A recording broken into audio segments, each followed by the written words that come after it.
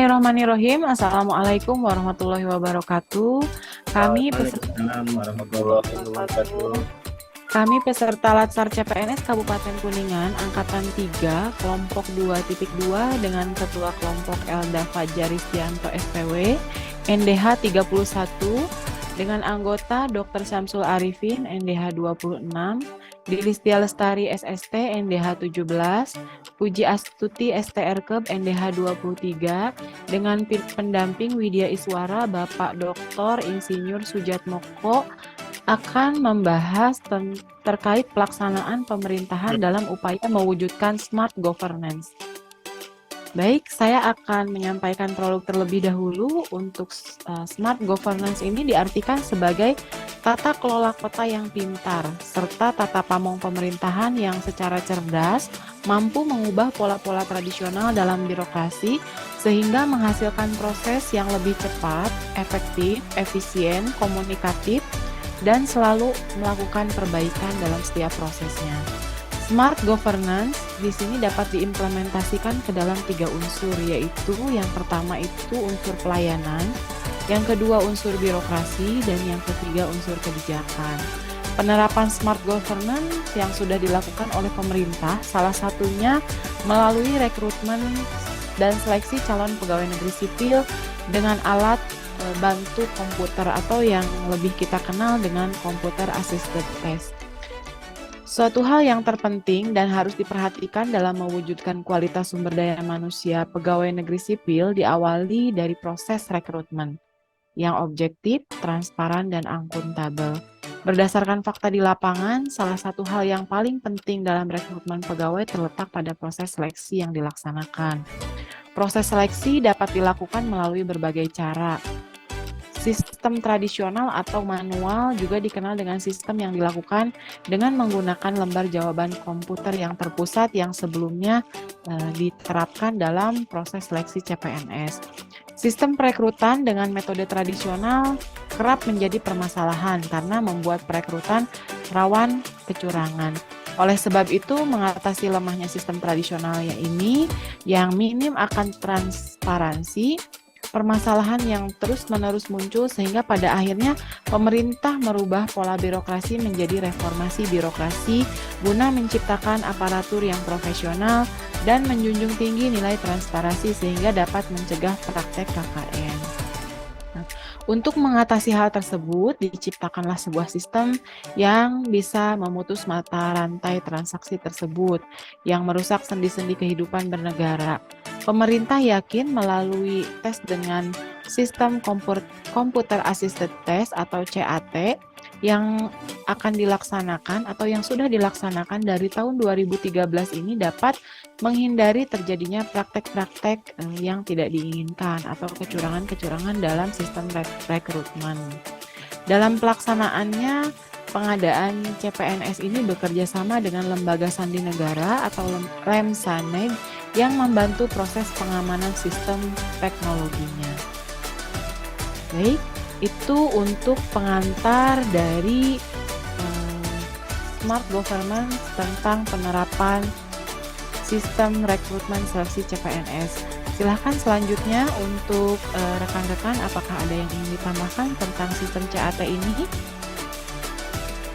Silahkan, Dr. Arifin.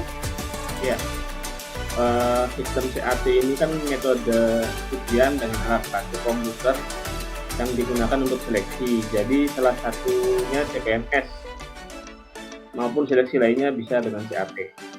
Tujuan menggunakan CAT adalah memperoleh CPNS atau PNS yang memenuhi standar kompetensi yang disyaratkan melalui proses seleksi yang akuntabel, transparan, objektif, efisien, serta bebas dari yang paling penting KKN. Sebagai wujud komitmen, BKN dalam rekrutmen yang objektif menerapkan sistem CAT ini. Pada tahun 2012 sudah mulai pertama kalinya dan diaplikasikan pada tahun 2013. Sistem computer assisted test atau CAT merupakan metode yang digunakan untuk mendapatkan standar pelayanan, standar minimal kompetensi dasar maupun standar kompetensi kepegawaian. Sistem CAT dikeluarkan oleh Badan Kepegawaian Negara untuk memastikan pegawai yang profesional. Computer Assisted Test adalah salah satu penerapan kebijakan reformasi birokrasi yang digagas oleh pemerintah untuk dapat menerapkan rekrutmen PNS atau CPNS yang bersih dan bebas dari KKN serta menghasilkan aparatur sipil negara yang profesional dan akuntabel. Ya. Baik, terima kasih Dr. Samsul Arifin. Nah, untuk selanjutnya tentang CAT ini, apakah ada tambahan dari Teh Puji? Silahkan. Ya, terima kasih Teh Diris. Mungkin di sini saya menjelaskan tentang proses pelayanannya ya, proses alurnya. Jadi di sini biasanya setiap peserta akan mendapatkan soal yang berbeda-beda untuk tingkat kesulitan yang sama, karena bank soalnya itu akan diacak secara aplikasi CAT, algoritmanya. Kemudian penilaian dilakukan secara objektif dan transparan karena yang memeriksa hasil ujian langsung oleh aplikasi CAT. Peserta ujian juga dapat memantau rentang waktu yang tersedia melalui layar monitor setiap saat selama ujian itu berlangsung. Sistem CAT ini didesain semudah mungkin, sehingga peserta tes dipastikan dapat mengoperasikannya karena hanya tinggal mengklik dengan mouse untuk memilih jawaban yang tampil di layar monitor. Peserta tes dapat langsung melihat hasilnya pada komputer layanan hasil tes setelah mengklik selesai melaksanakan ujian. Kemudian untuk proses pemberian layanannya sendiri, kegiatan pelayanan selalu disangkut pautkan dengan sesuatu yang dilaksanakan oleh individu, sekelompok, ataupun instansi untuk memberikan kemudahan kepada masyarakat dalam rangka pencapaian tujuan tertentu. Dengan kata lain, segala bentuk pelayanan yang diberikan pada peserta tes sangat penting untuk mendukung kelancaran penyelenggaraan seleksi tersebut. Berikut adalah tugas dari panitia tesnya sendiri, yaitu pertama, melaksanakan koordinasi dengan tim pelaksana tes calon pegawai negeri sipil, yaitu dari Kementerian Negara Pendayaan Aparatur Negara dan Reformasi Birokrasi Republik Indonesia serta Badan Kepegawaian Negara. Kemudian yang kedua, di sini panitia memberikan petunjuk teknis tentang pelaksanaan tes calon pegawai negeri sipil kepada sub-sub tim seleksi upaya yang dilaksanakan oleh pihak panitia pelaksana dalam proses penyelenggaraan seleksi sudah dapat dikatakan maksimal. Hal tersebut dapat dibuktikan dengan tidak adanya komplain dari peserta seleksi CPNS tersebut. Paling barangkali begitu, mangga. Saya Diris, terima kasih. Ya, terima kasih Teh Puji. Nah, untuk selanjutnya barangkali ada tambahan tentang sistem ini, Kang Elda, mangga dipersilahkan. Ya. Kalau melihat ke penjelasan yang tadi, ini ada hubungan eratnya nih sama sistem meritokrasi yang sekarang diberlakukan dalam sistem kepegawaian di Indonesia. Nah, kita kenali dulu sistem meritokrasi itu apa. Sistem meritokrasi merupakan sebuah sistem sosial yang mempengaruhi kemajuan dalam masyarakat berdasarkan kemampuan dan prestasi individu daripada basis keluarga, kekayaan, atau latar belakang sosialnya. Nah, tujuannya apa?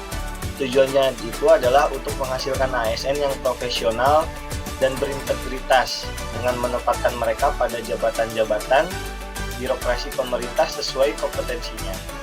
Nah, selanjutnya pemberian kompensasi yang adil dan layak, mengembangkan kemampuan ASN melalui bimbingan dan diklat, dan melindungi karir ASN dari politisasi dan kebijakan yang bertentangan dengan prinsip-prinsip merit. Jadi, pengadaan ASN ini diadakan berdasarkan perhitungan analisis beban kerja yang saya ketahui itu, kemudian muncul formasi-formasi ASN yang dapat diisi oleh pelamar kerja. Jadi ASN yang menempati pekerjaannya itu atau formasinya itu sesuai dengan kebutuhan yang dibuka oleh masing-masing daerah atau instansi yang bersangkutan. Jadi ASN yang lulus merupakan ASN yang sudah sesuai dengan kriteria serta kompetensi yang dimilikinya. Tujuan meritokrasinya itu adalah ada beberapa. Yang pertama itu merekrut ASN yang profesional dan berintegritas dan menempatkan mereka pada jabatan-jabatan birokrasi pemerintah sesuai kompetensinya, mengembangkan kemampuan dan kompensasi ASN, memberikan kepastian karir dan melindungi karir ASN dari intervensi politik dan tindakan kesewenangan lainnya. Terus mengembangkan ASN secara efektif dan efisien, kemudian memberikan penghargaan bagi ASN yang adil dan layak sesuai kinerja. Terus manfaatnya apa sih bagi ASN? Yang pertama itu ASN dapat mengembangkan diri sesuai dengan kebutuhannya. Yang kedua, melindungi karir ASN dari politisasi kebijakan yang bertentangan dengan sistem merit. Kemudian yang ketiga, meningkatkan motivasi ASN. Yang keempat, ASN memiliki jalur karir yang jelas. Terus manfaat bagi organisasi.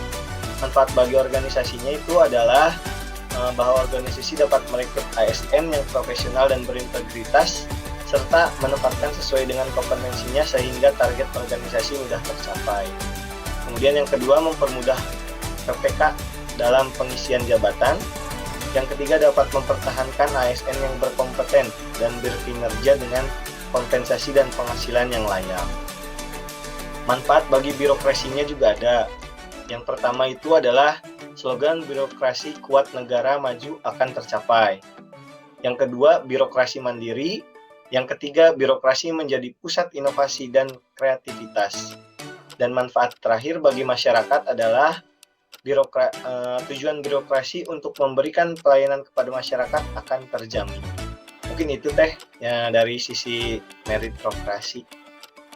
Oke, baik. Masya Allah ya, luar biasa.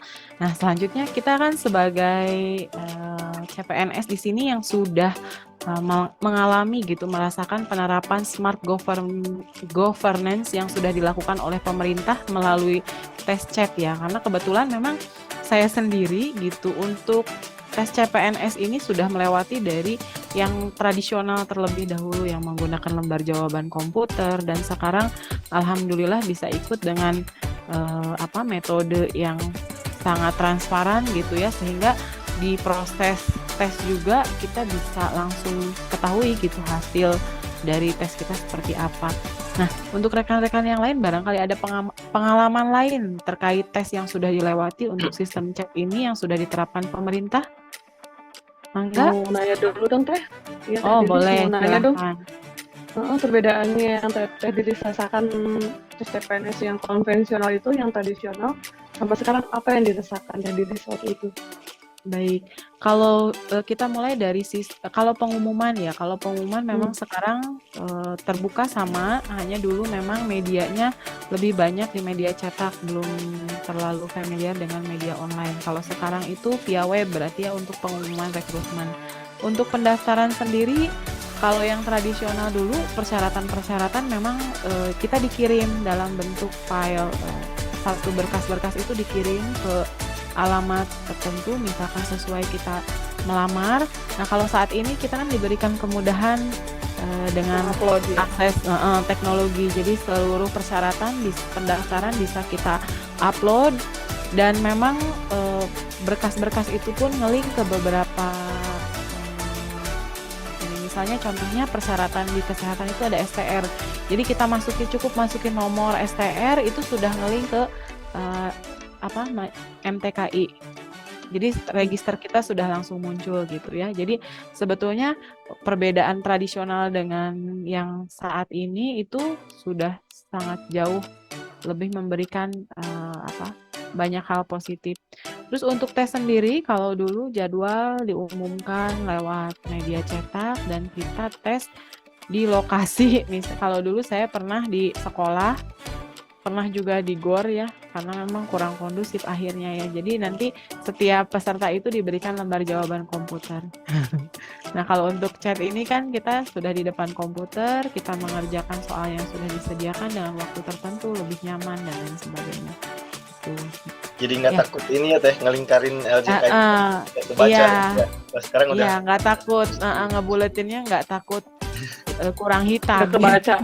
Iya, betul. Iya.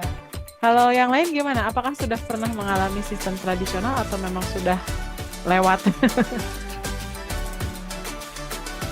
karena pemerintah sudah menerapkan dari tahun 2012 ya untuk sistem chat ini. Kalau saya ikut tes CAT ini dari tahun 2018 berarti teh. Udah sistem CAT memang. Tapi ya itu, Sistem chat. alhamdulillah dengan sistem kayak gini kan kita sebagai peserta juga merasa dilindungi mungkin ya. Jadi kita nggak takut dengan praktek-praktek yang curang gitu. Jadi kita belajar lebih bisa fokus gitu. Oh, kita fokus aja belajar dan kita juga bisa bersaing secara sehat gitu sih. Jadi nggak ada kekhawatiran dalam belajar yang hal-hal yang dapat mengganggu dalam proses belajarnya gitu. Jadi kita lebih fokus buat belajar. Itu sih. Iya. Kalau Dokter Arifin gimana dok nih? Ya mungkin saya 2 kali nyoba. Yang ini yang kedua baru lulus, belum pernah yang konvensional ya. Rasanya yang paling penting itu transparansi sama akuntabelnya itu. Kan kita waktu ujian juga kita akses ke webnya itu hasilnya itu live, bisa dilihat oleh keluarga kita sendiri. Ya betul dok. Baik pesaing kita maupun kita sendiri itu bisa ngecek Bisa secara melihat. langsung saat kita sedang ujian. Jadi kenaikan nilainya dari 0 sampai akhir itu bisa terlihat, dipantau bersama-sama gitu. Jadi sangat transparan sekali. Dan setelah ada hasil juga kita bisa ngitung sendiri hasilnya sebenarnya. Iya, ranking Hasilnya sendiri berapa langsung bisa ditentukan dari perhitungan kita sendiri. Setelah tes kita lulus atau enggak gitu. Iya betul. Jadi itu sih transparan. Terus dalam proses pendaftaran kayak berkas gitu juga kita bisa berkonsultasi secara bebas gitu kan. Dalam jangka waktu itu kita bisa mengadakan konsultasi sama BKPSDM, seperti itu, ada medianya lah. Oh ya, ada fasilitasinya ya untuk kita Fasilitasinya. sebagai peserta rekrutmennya. Baik, ada lagi nih tambahan yang terkait dengan sistem chat dan pengalaman-pengalamannya yang tadi luar biasa sekali ya Teh Puji. Prosesnya ternyata setiap orang punya jalannya ya. Kalau saya tadi merasakan dulu yang tradisional. Konvensional. Nah, yang konvensional. Tradisional yang sampai saat ini memang sangat jauh sekali berbeda gitu ya untuk rekrutmen ini, dan perubahannya sangat luar biasa gitu ya. Luar biasa, sampai-sampai paradigma masyarakat tentang masuk PNS itu masih belum hilang. Iya. Iya, iya. Betul, Dok. KKN-nya itu yang tidak Betul, transparan itu masih Masih melekat. ada yang menanyakan ya dok, masih ada yang menanyakan. Oh gitu. Iya, memang butuh sosialisasi. Baik, nah dari hasil tadi yang diskusi yang sudah kita bicarakan bersama ya tentang penerapan smart governance yang sudah dilakukan oleh pemerintah, salah satunya melalui rekrutmen seleksi calon pegawai negeri sipil dengan alat bantu komputer atau computer assisted test yang sudah kita lewati bersama. Di sini terkait dengan sistem merit sendiri, sistem merit yang kemarin sudah dibahas pada saat kita pembelajaran, memang kebijakan dan manajemen ASN ini harapannya didasarkan pada kualifikasi, kompetensi, dan kinerja yang diberlakukan secara adil dan wajar dengan tanpa diskriminasi. Nah, untuk pemberlakuan sistem merit ini dalam birokrasi, ya salah satu tujuannya ya tadi untuk menghasilkan ASN yang profesional dan berintegritas dengan menempatkan mereka pada jabatan-jabatan birokrasi pemerintah sesuai kompetensinya. Sejalan dengan hal itu, nah sebagai wujud komitmen kalau kita lihat dari pemerintahan sendiri melalui Badan Kepegawaian Negara dalam rekrutmen yang objektif, akuntabel, dan transparan sudah dilakukan upaya rekrutmen dengan menggunakan sistem chat dari tahun 2012. Mudah-mudahan tujuan pemerintah tadi tercapai, bisa menghasilkan ASN dengan yang profesional dan berintegritas. Mungkin itu saja untuk diskusi kita kali ini. Terima kasih banyak. Mohon maaf atas segala kekurangannya. Billahi taufiq wal hidayah. Wassalamualaikum warahmatullahi wabarakatuh. Waalaikumsalam. Assalamualaikum warahmatullahi wabarakatuh.